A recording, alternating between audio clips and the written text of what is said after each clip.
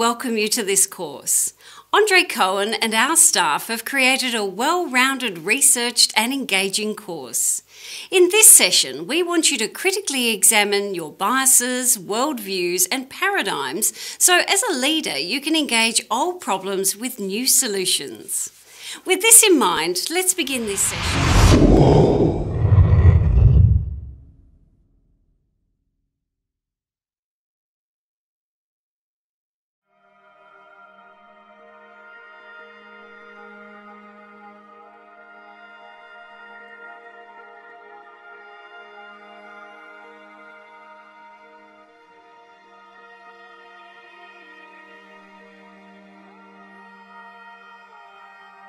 There is dignity and honor in being human. Oftentimes when we talk about diversity, we often talk about it in very esoteric ways. We talk about it in very emotional ways. But typically we never talk about what is the core and the root of what we currently call diversity. So what is dignity? Dignity implies that there is a self-pride as well as a pride that is exuded and offered to other people. So as a part of diversity, there is dignity. There is also honor. Oftentimes, people confuse honor with respect. But honor is respecting at a very high level. Dignity, honor, and respect. There is dignity and honor in being human. What does it mean to be? None of us have done anything to be here on this planet. So we're not more worthy or less worthy than anyone else.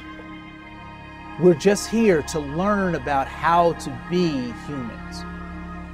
And lastly, there is dignity and honor in being human. What does it mean to be human? Well, if we look up in the dictionary, we find something very interesting, that there are two definitions for the word human. One being the noun, having thumbs, having a big brain, and walking on two legs, human. But there's also the adjective of being human that describes how we should exist, the things we should do, the ways in which we should interact with each other. There is dignity and honor in being human.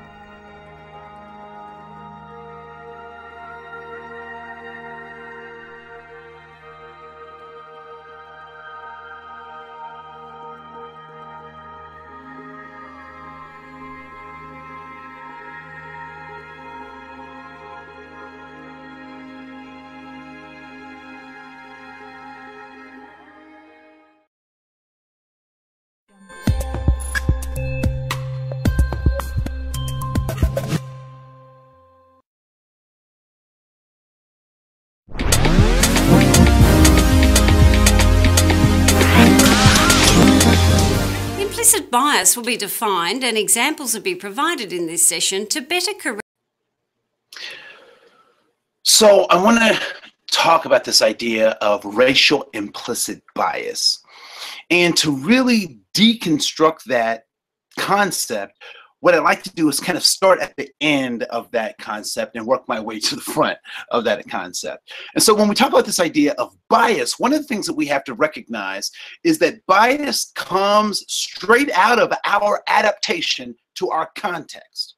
And so because I come from a particular context, I am biased. And once we're aware of the context by which we come, then we can understand our bias. So here's an example. So I have a farmer in southern Minnesota, and there's a certain amount of intelligence that that farmer has to be effective on that farm. The farmer has to recognize how to manage animal husbandry. The farmer has to understand the cycles of agriculture. The farmer has to know how to fix machinery. And so there's a certain kind of bias that the farmer has. And so when even the work ethic that goes along with being a person who works the land gives that farmer a certain kind of bias coming out of a particular context. And so when we talk about this idea of bias, we have to talk about the context that the bias comes out of. And so if that farmer was to move to New York, New York City, he would run into some clashes and he would be biased towards his old context. And so his old context might make it difficult for him to adapt to the new context. However, the farmer, being an intelligent individual, could adapt to that new context. The same would be said for that person who left New York and went to the farmer's land in southern Minnesota, that his old context had created bias for him. So in this new context, he may have some difficulties adapting. And so when we talk about this idea of bias, we have to talk about the context by which the bias was developed, right? So we develop biases based on the context by which we come from. So context is everything, but we'll talk more about that later. So this idea of what it means, something means to be implicit. Well, we now understand what it means to be explicit. Explicit meaning that everybody can see it, everybody can recognize it. It is outwardly moving in the world, on display for everyone to see. It is explicit. It is verbalized. It is actionable. It is seen through people's behavior. It is explicit. So then when we talk about this idea of implicit, what does that actually mean? What it means is that you and I have, because of the context that we come from, not only these explicit biases, but we also have implicit biases. We have things that we've picked up, nuances that people haven't sat down and said, here are the rules about these other groups of people or how to interact with the world, but we've picked those up. So an example is, I don't know if any of you have experienced this, but growing up, when I was in neighborhoods that did not think I should have been in the neighborhoods, people didn't necessarily say mean things, but I found it interesting when I would see people in their cars and in their trucks rev their engines as I passed by. That wasn't racist. It wasn't discriminatory, but it certainly sent a message about what I was supposed to, or how I was supposed to be in that particular space. And so when we talk about these implicit biases, we have to talk about, again, the context by which these biases come from. And so the way we even talk about this idea of race relations, we have to identify that we come from a context that is preloaded with lots of stuff. And that the way that we use language and the language that we use becomes very important in how that impacts our implicit bias. And so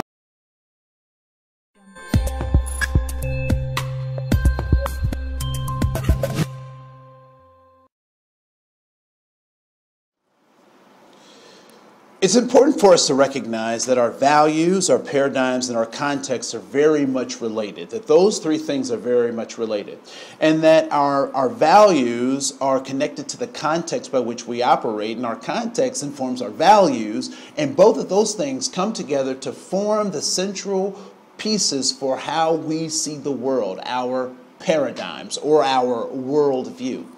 And when we look at those three things in concert, if we can recognize that other people are operating under those same constraints, then we can get a better sense of who those individuals are. When we understand that everyone is looking for safety, significance, and belonging, but their methods may be different given their context, we're much apt, or we're more likely to give them the grace that other folks have given us. When we're not able to see those things as being humanly neutral or humanly important, that looking for safety, significance, and belonging, and that we're trying to establish those things or redefine those things with our values, with our context, and with our paradigm, when we can't make those leaps, then the grace becomes damnation. We turn people from human beings into things when we can't see that we're looking and trying to gain similar things but our processes may in fact be a bit different in how we get this. So diversity, equity, and inclusion. So those are more modern buzzwords for what we used to just call diversity.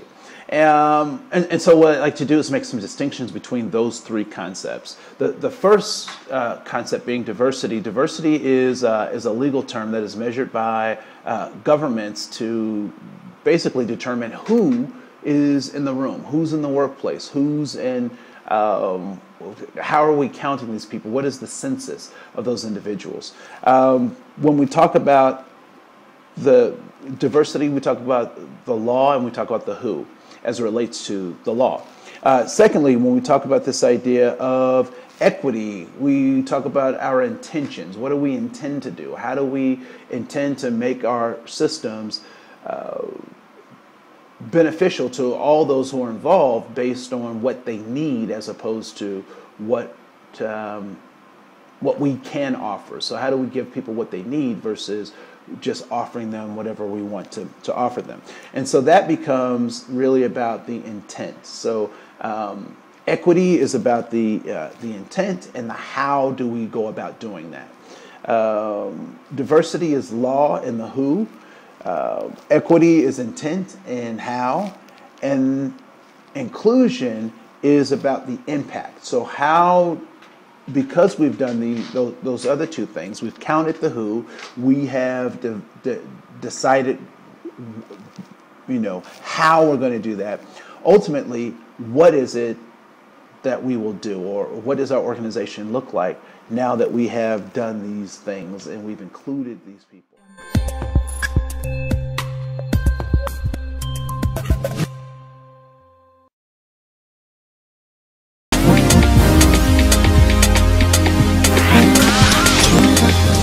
Implicit bias will be defined and examples will be provided in this session to better correct the harm caused outside. So what do we call that rich chocolate dessert?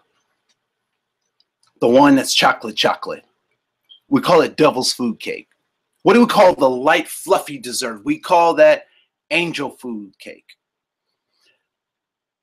As you think about those particular concepts and what those particular things mean, at least for me, what that starts to say is that what we've done is we've created a paradigm where we start to equate colors with things that are good or bad.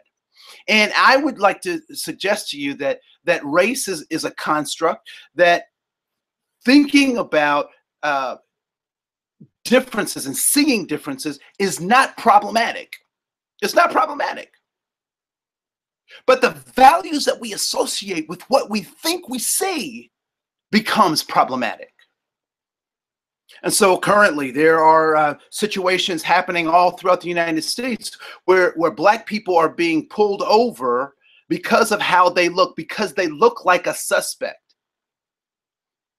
I'm sure that happens with white people, but far too often with people of color and Black people specifically, and Native people, it happens with such grave consequences to everyone involved. And so when we talk about this idea of racial implicit bias, we know that bias comes out of a context, and implicit means that we haven't necessarily been taught that, we haven't necessarily studied that, but those are things that we've picked up in our subconscious mind, and now we're applying our values to the things that have been in our subconscious mind, and they have real impacts on people.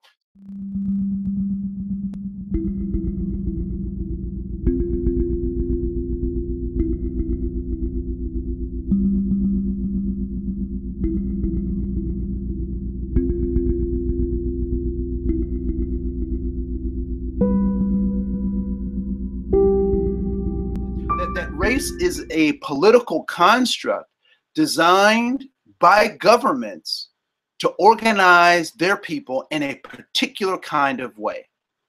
It is not biological. It is not sociological. It's not anthropological. It is designed by governments to organize their people in a particular. I want to thank Andre and Audrey for that segue. So what is race in the United States? Well, the federal government gives us some guideline for how to look at race in America. Standards for maintaining, collecting, and presenting federal data on race and ethnicity. This classification provides a minimum standard for maintaining, collecting, and presenting data on race and ethnicity for all federal reporting purposes.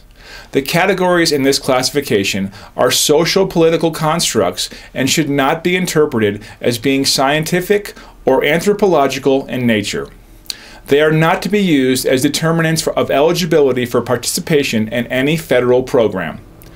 The standards have been developed to provide a common language for uniformity and comparability in the collection and use of data on race and ethnicity by federal agencies. The standards have 5 categories for data on race: American Indian or Alaska Native, Asian, Black or African American, Native Hawaiian or other Pacific Islander, and white. There are 2 categories for data on ethnicity: Hispanic or Latino and not Hispanic or Latino. Categories and definitions. The minimum categories for data on race and ethnicity for federal statistics, program administrative reporting, and civil rights compliance reporting are defined as follows. American Indian or Alaska Native, a person having origins in any of the original peoples of North and South America, including Central America, and who maintains tribal affiliation or community attachment. Asian, a person having origins in any of the original peoples of the Far East, Southeast Asia, or the Indian subcontinent, including, for example, Cambodia, China, India, Japan, Korea, Malaysia, Pakistan, the Philippine Islands, Thailand, and Vietnam. Black or African American, a person having origins in any of the black racial groups of Africa. Terms such as Haitian or Negro can be used in addition to Black or African American. Hispanic or Latino, a person of Cuban, Mexican, Puerto Rican, South or Central American, or other Spanish culture or of origin, regardless of race. The term Spanish origin can be used in addition to Hispanic or Latino. Native Hawaiian or other Pacific Islander, a person having origins in any of the original peoples of Hawaii, Guam, Samoa, or other Pacific Islands. White, a person having origins in any of the original peoples of Europe, the Middle East, or North Africa. As you look at these definitions, I want you to ask yourself a few questions. What is problematic about these distinctions? Why do you think these categories were created? What human groups are left out of these governmental categories? How should people who share more than one category be grouped? Let's get Andre's thoughts while we ponder these questions. Back to you, Andre. Disparities, what we're talking about is the lack of access that African Americans and Native Americans specifically have had to all of the good things that this country has to offer. And I believe that African Americans and Native Americans are playing a game of catch up. That given enough time and given enough opportunities, and given the advantages and the opportunities that other people have been afforded, that we can close these so-called opportunity gaps or these disparities. And so how I feel about an individual has a direct impact on my ability to serve them, combat or mitigate racial implicit bias. The first thing I would suggest in terms of trying to mitigate this racial implicit bias is first acknowledging and recognizing that I come from a context, and that context has limited the way I'm able to see the world. That my worldview comes directly out of the context that I was raised in. What I know or what I don't know, the experiences that my parents gave me or didn't give me are not my fault. But as a person who's going to be actionable in the world, they now become my responsibility.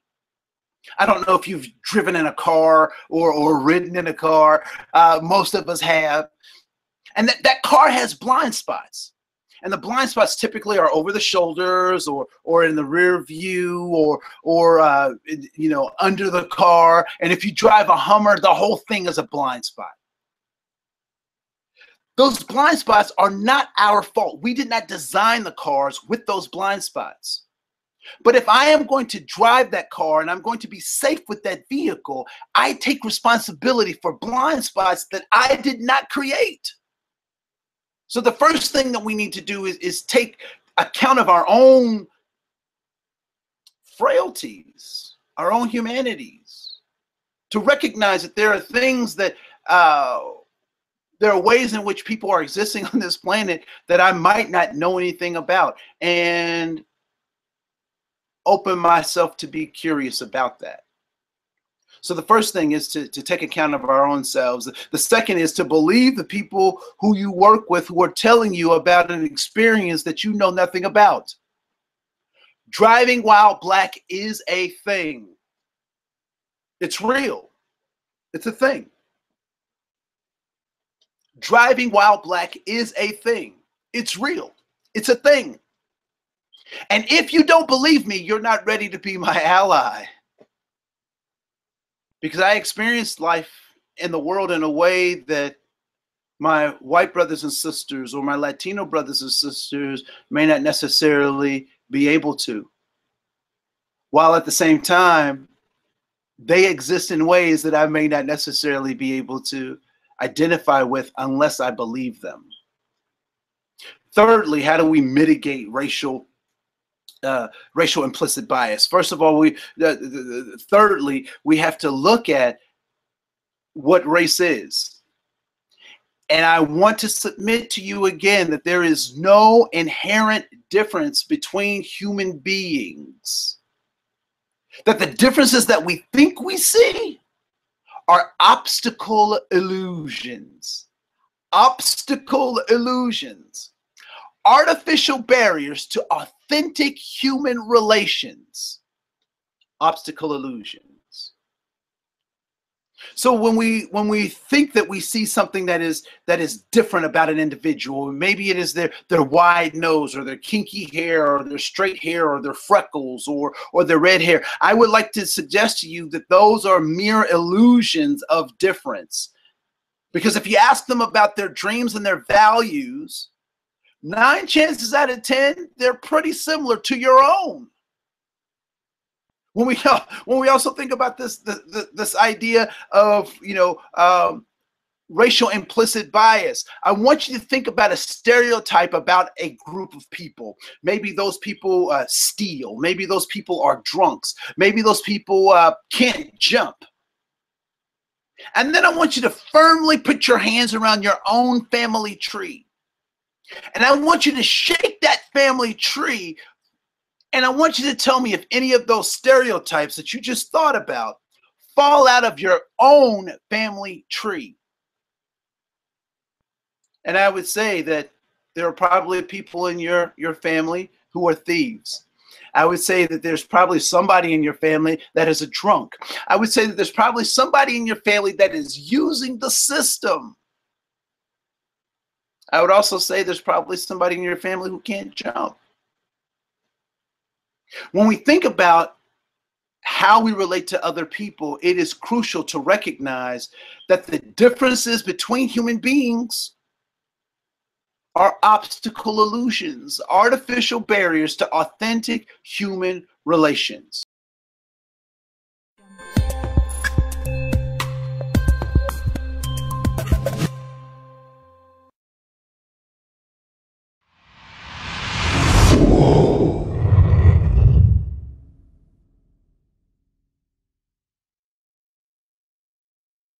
And lastly,